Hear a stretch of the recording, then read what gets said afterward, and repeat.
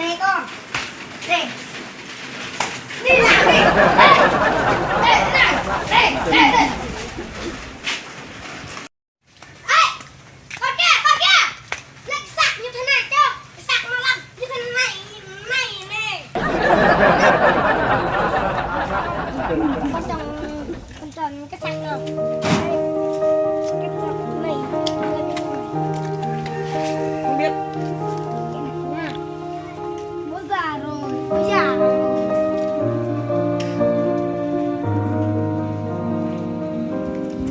Già rồi, bây giờ thế này rồi, chết cũng được. Thế này rồi, bố chết cũng được. Ơi, tại sao con lại bội như vậy hả con? Bố già rồi, bố giết bố cũng được. Đi đâu hả con? Đi làm hả? Được, đi thôi. Con đi đâu vậy con?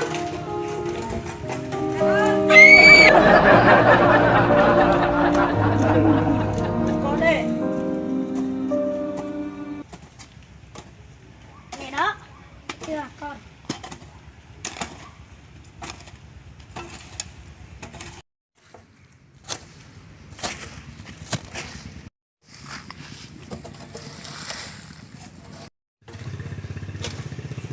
Bố, con mệt quá rồi. Trời ơi.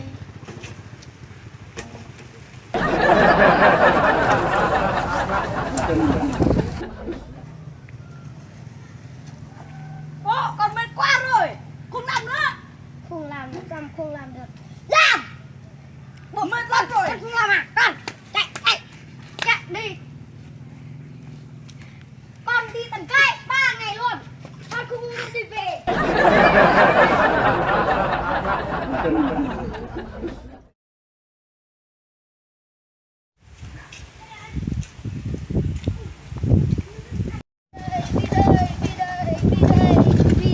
Đi đây. What? Cái gì đây? Con có con rồi hả?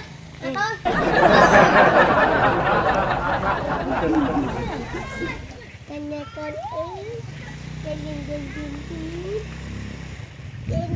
Cái kín. Mẹ con đâu?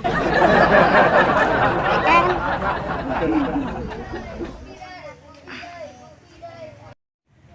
Bố.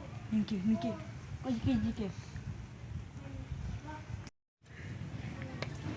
Con có con rồi mà, có vợ rồi mà, 3 năm rồi không đi làm, thành người ta nói là con cá mập. Con cá mập đâu, biết chưa hả con? Dừng đây. À đủ. Cái gì sao mà lạ thế? Lên đây nhanh lên. Lên à? Mày. Lên. Mày làm lượt bộ tao nha. Mày. Không phải đứng này đâu. Kia nè. Đi. Nhìn cái gì mà nhìn. Đây đi. Điên à mày. Đi. Đi.